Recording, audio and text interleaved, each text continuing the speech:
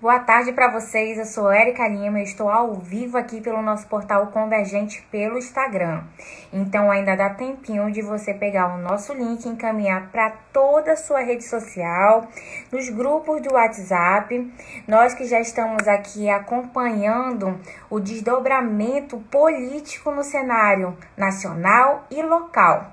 E hoje nós vamos iniciar um bate-papo no nosso debate político, que é um quadro onde a gente fala sobre política de uma forma descomplicada, mas que leva você que está assistindo a gente para poder entender alguns conceitos jurídicos que até então grande parte da população desconhece. Eu mesma já desconheço muita coisa que eu tenho aprendido aqui com os nossos colaboradores, que fazem parte desse quadro, que estão somando com o compromisso de realmente levar democracia, conhecimento. Deixo um beijo aqui para Isabel Guedes, que está assistindo a gente, e a nossa convidada mais que especial, Carolina Castelo Branco, já está aqui. Eu vou acenar e colocar o convite para ela. Olha só, é muito importante que a gente...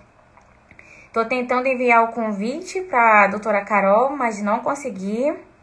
Vamos lá. Um abraço Portal Manaus para a Letícia.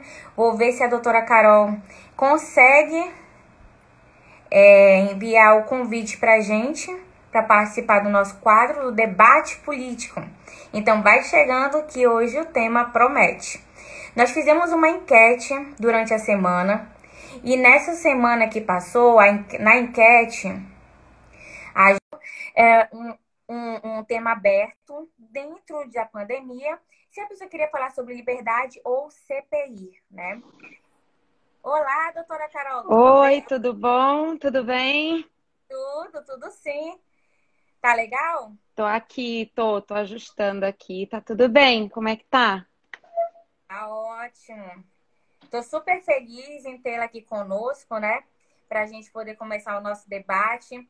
Gente, essa é a doutora Carolina Castelo Branco, ela que é doutora e mestrado também, né, em Direito Constitucional, não é isso, doutora? Isso Fazer mesmo. doutorado e mestrado numa área te torna super especialista nela, né, que é Direito Constitucional. Exatamente.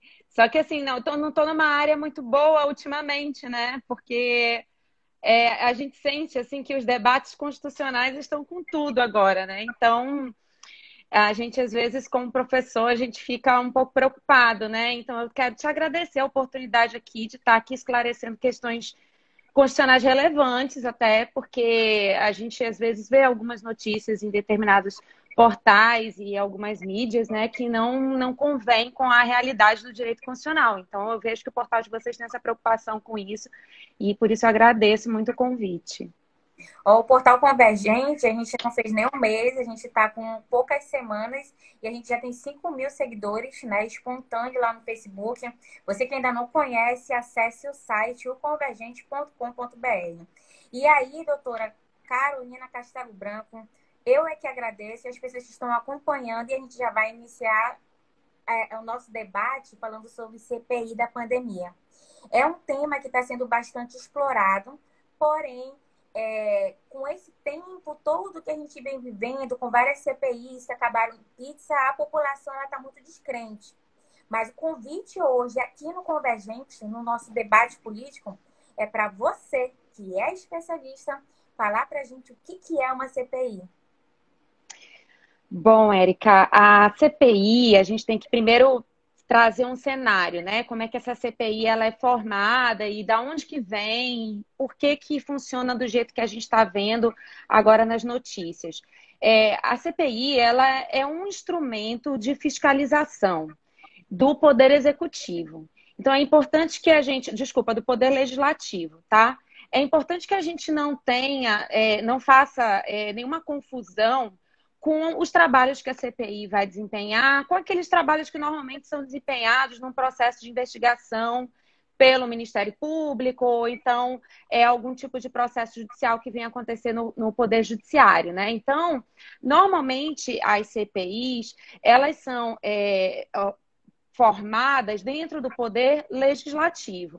Porque o poder legislativo ele tem uma função principal, que é a função de fazer as leis, né? E também a função de fiscalizar os atos do poder executivo, inclusive a administração pública. Então, já que a gente está falando aqui de atos do governo federal, é necessário, então, que a gente tenha uma fiscalização sobre isso, né?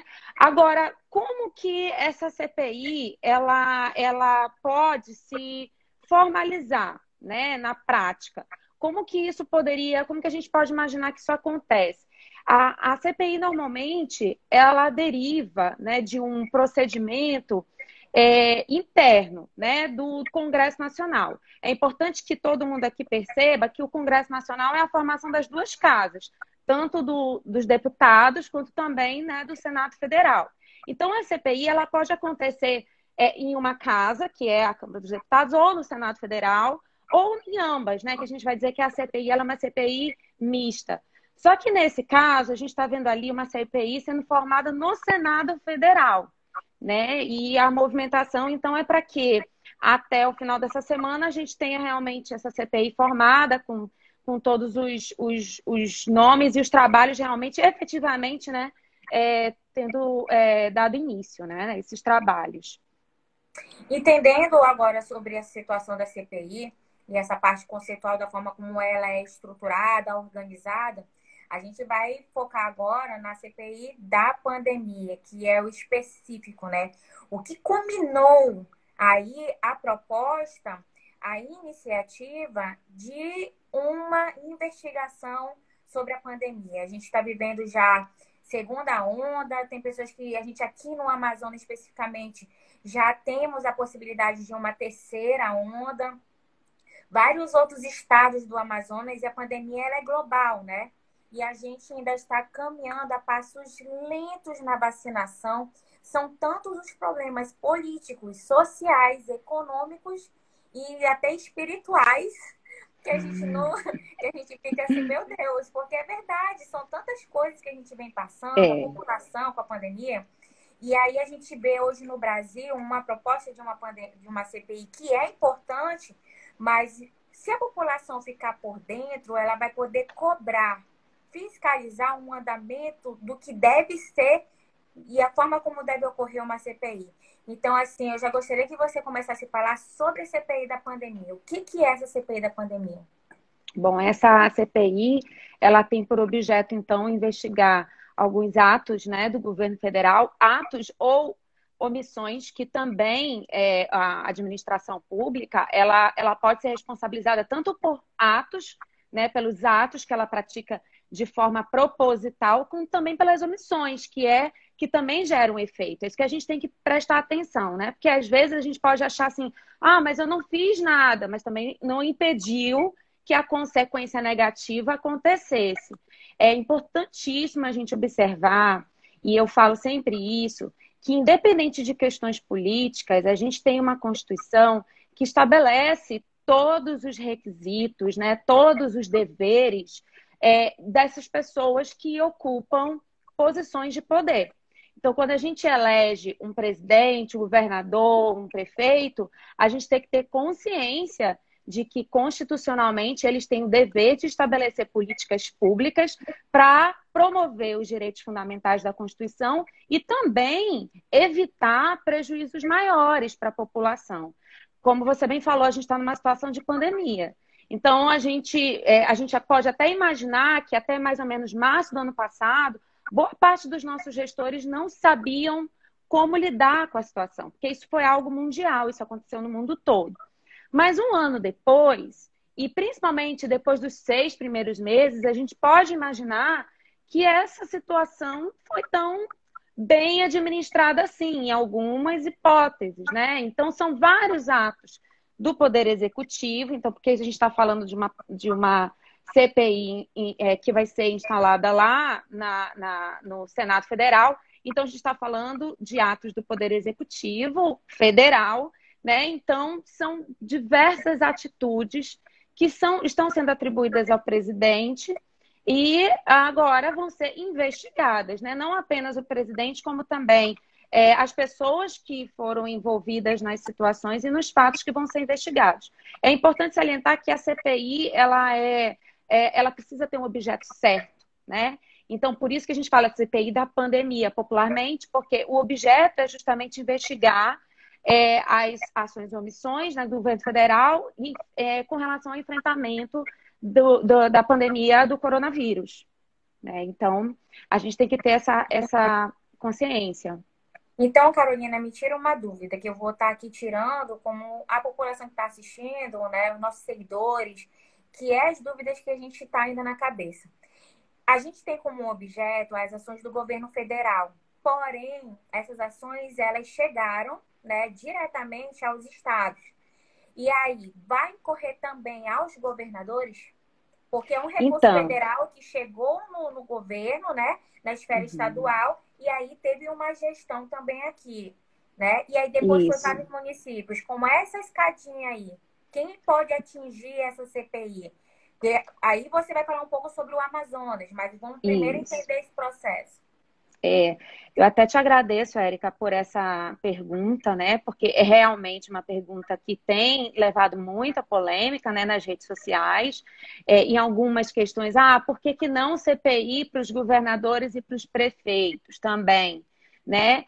Não é que a gente não queira investigar todas as pessoas, né, que estejam ali envolvidas, né? Mas o início da investigação está acontecendo por meio do governo federal. Por quê? Porque a gente tem que lembrar que a saúde e a pandemia, ela não atingiu só um estado, né? A gente está falando de uma república federativa composta de vários estados em que a gente tem a União concentrando determinados poderes de decisão. Tanto que Entendi. no início da pandemia, a gente teve uma lei, que é a Lei 13.797, né? Essa lei, ela veio justamente para regular toda a situação da pandemia do coronavírus e estabelecer quais eram as medidas do governo com relação às ações restritivas ou não.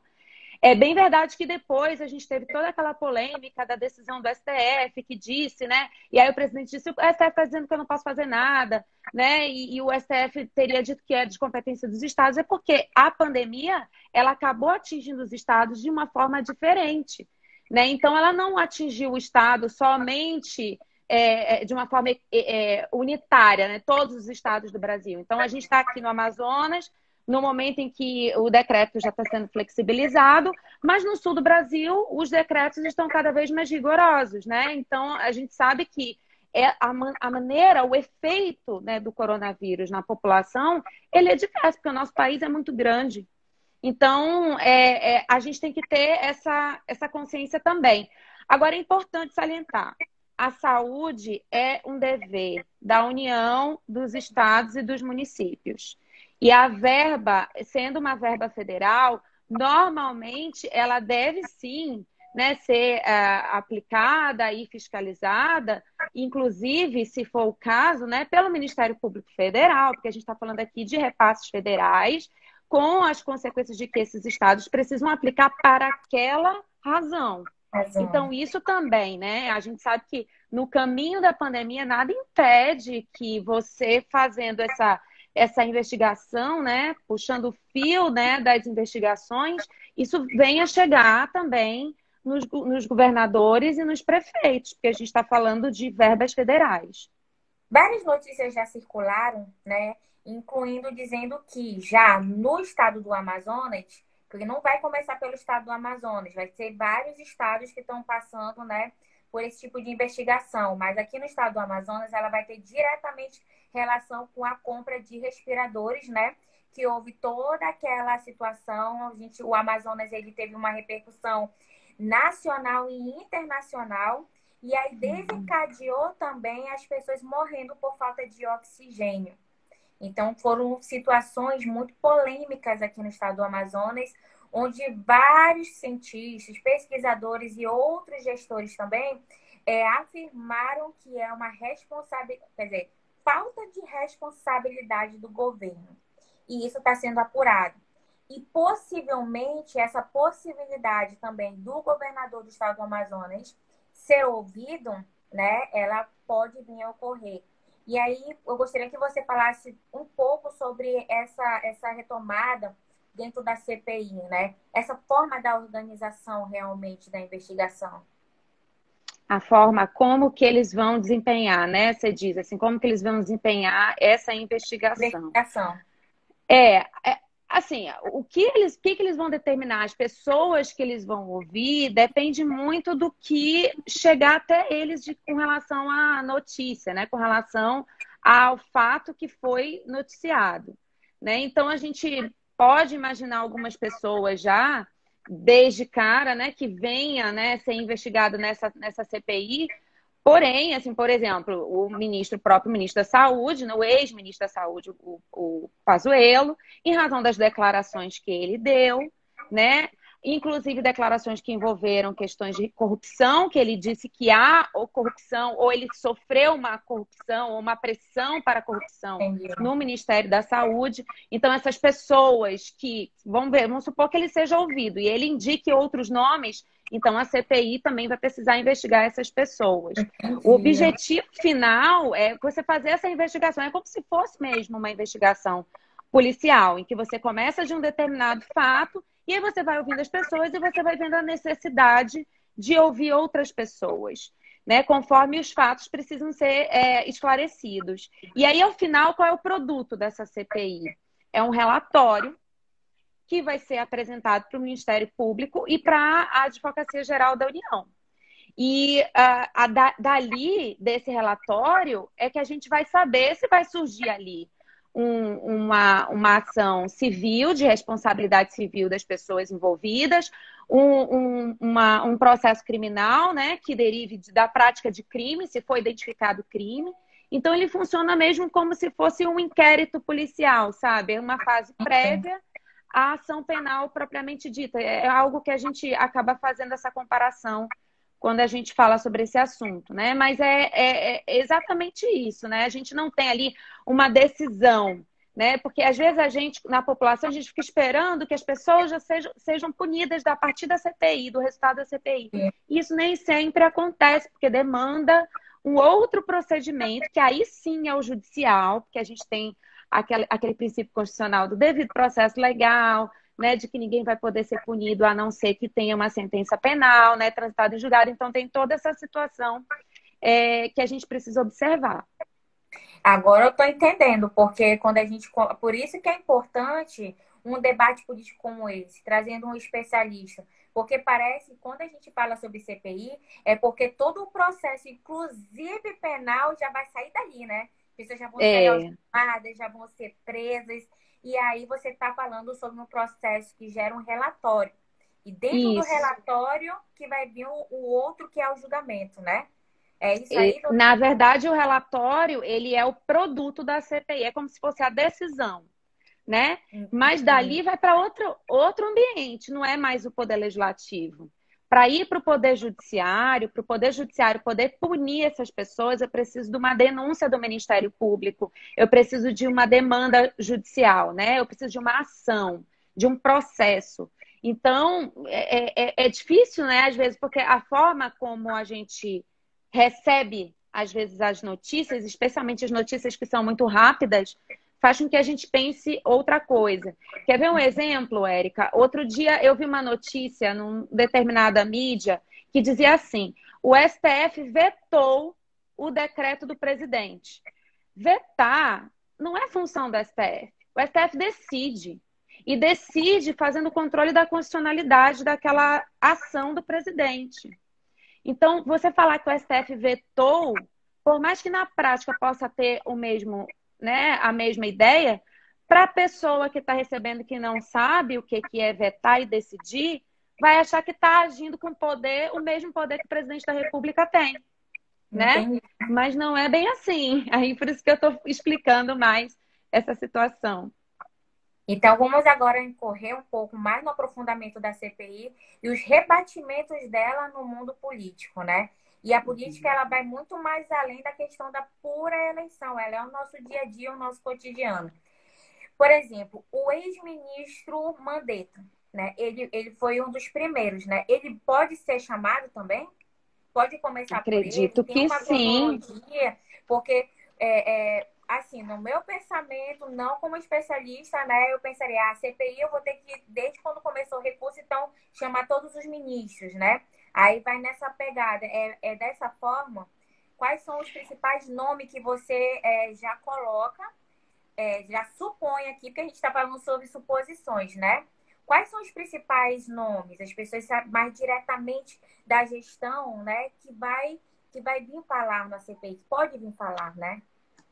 Eu poderia até dizer assim as pessoas que eu imagino, né? Como eu falei, as pessoas que ocuparam durante todo esse ano, né, a cadeira do Ministério da Saúde e também a função, né, ali de ordenar ou não, de autorizar ou não autorizar determinados tipos de medicamento, determinados tipos de tratamento, se realmente impediu ou não impediu, quem foi que impediu que viesse oxigênio ou não para o Amazonas, e quem foi que decidiu que vinha ou não vinha.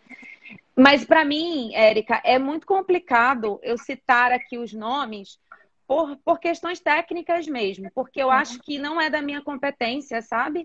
É da competência. A gente pode até noticiar, eu acho que as pessoas, como jornalistas, podem até noticiar, mas assim, não é da minha competência, acho que é da competência mesmo dos integrantes da CPI, dos membros da CPI, se reunir e decidir por quem que vão iniciar, né, os trabalhos e como que vão conduzir as investigações. Qualquer coisa que eu for falar aqui para você, eu acho que vai ser uma suposição, que a gente já tem visto algumas suposições, né, a respeito do assunto. Porém, assim, na minha função, né, como constitucionalista técnica, é por isso que eu estou aqui com você hoje, eu evito falar dessa forma, assim, de uma forma muito bem definida, sabe? Eu prefiro realmente esperar que os trabalhos comecem a acontecer para que a gente possa depois identificar quem foram essas pessoas e aí a gente consegue vislumbrar mais Aproveitar, coisas no né? futuro. Beleza. Agora, constitucionalmente, dentro de uma CPI, o que que não pode faltar? Ou seja, o que que não pode ser ferido constitucionalmente? A exemplo de outras CPIs que a gente já teve, né? Pensando numa CPI, porque as pessoas elas vão acompanhando, né? E já tendo essa live, elas vão, ó, foi ferido isso mais ou menos, né? O que que não pode incorrer que já aconteceu em outras CPIs? Nessa, o que que tem que A incorrer gente para tem, não a ser gente tem que penal? a primeira coisa é observar o regimento, né, que vai guiar o que a gente sempre chama isso, né, o devido processo legal, porque a gente tem o processo para isso. Para tudo a gente tem processo e procedimento, né, baseado na legislação.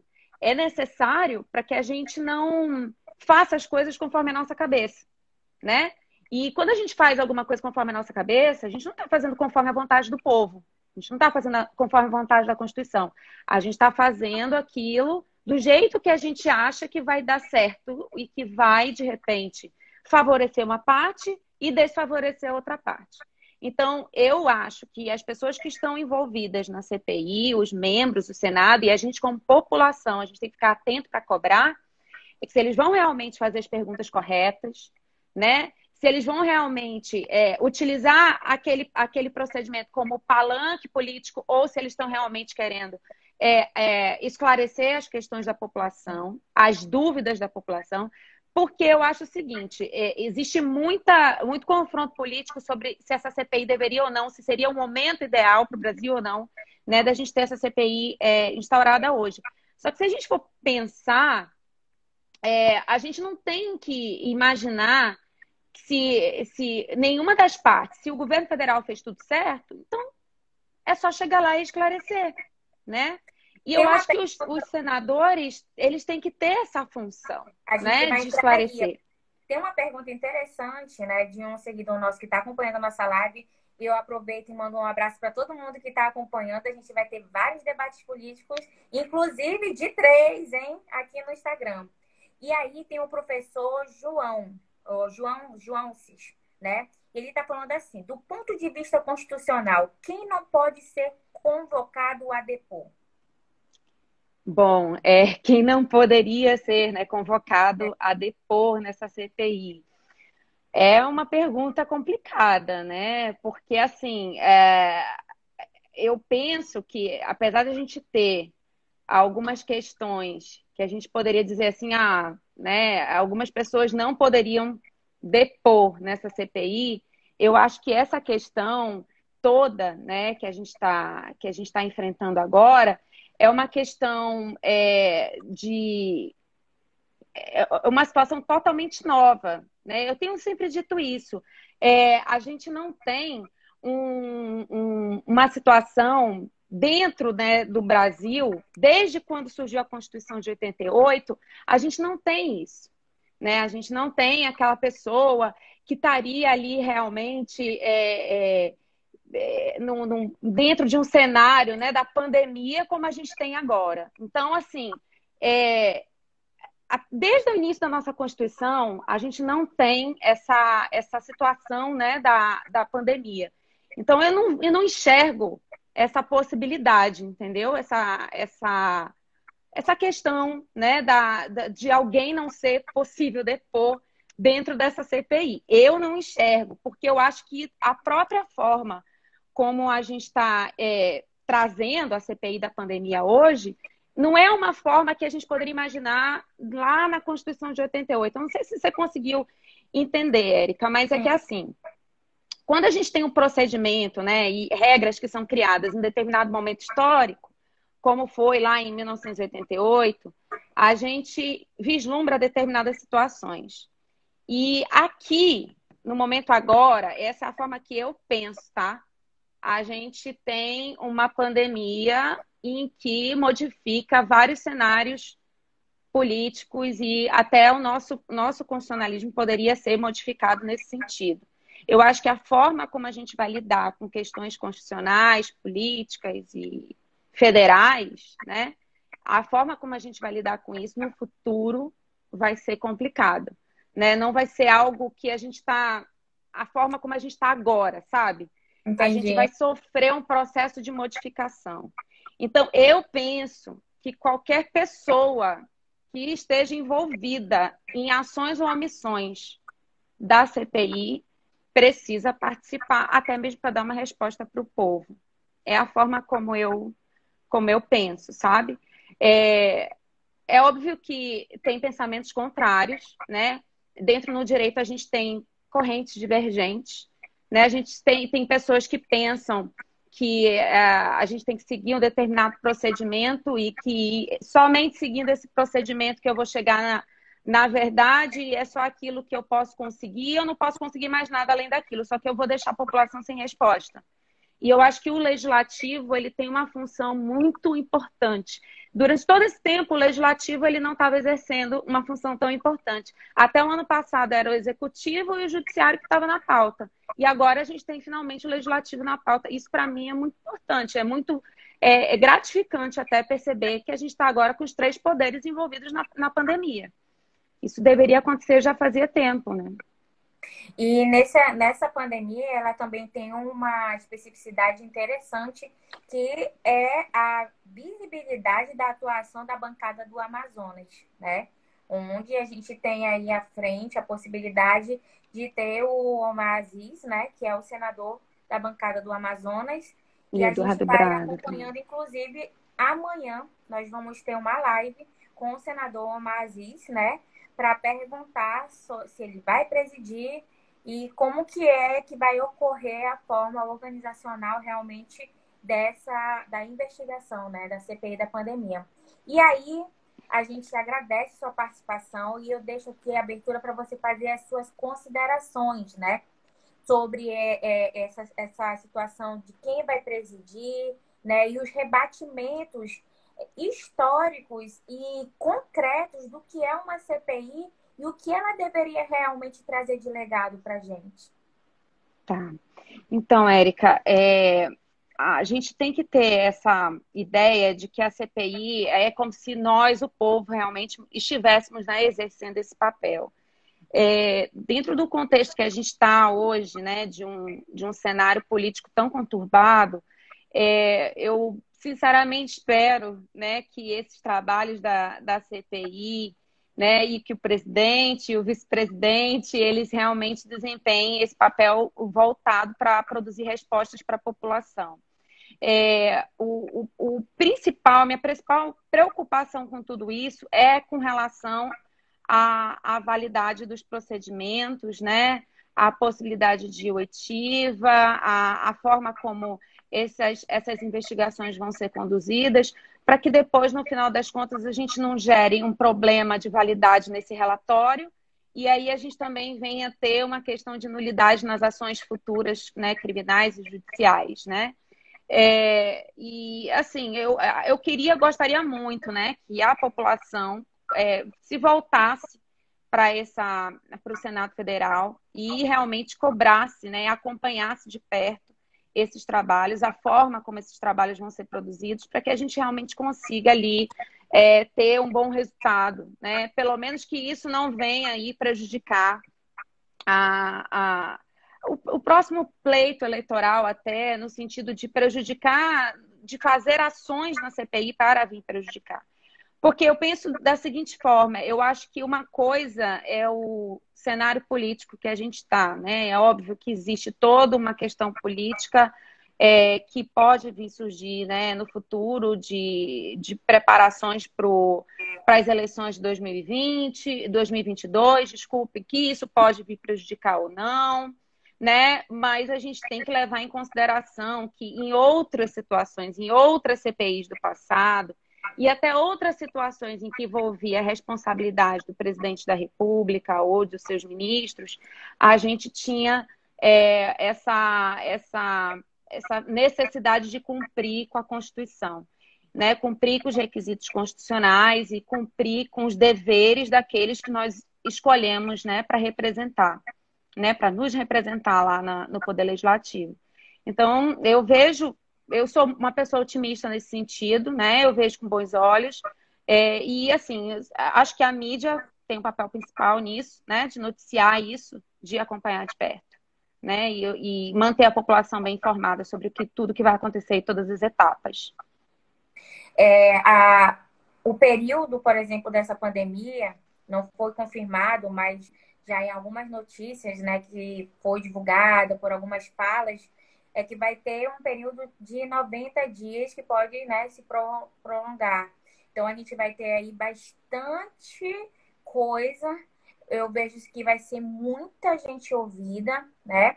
E a preocupação também é entender e ficar atento ao que vai ocorrer aqui de investigação também no estado do Amazonas, que é o estado onde a gente mora, e Manaus, ela se tornou um termômetro do mundo em termos da pandemia, quando a gente começa já a esfocar para ficar ruim o número de casos e pessoas internadas que vão a óbito, o mundo já fica em alerta, né?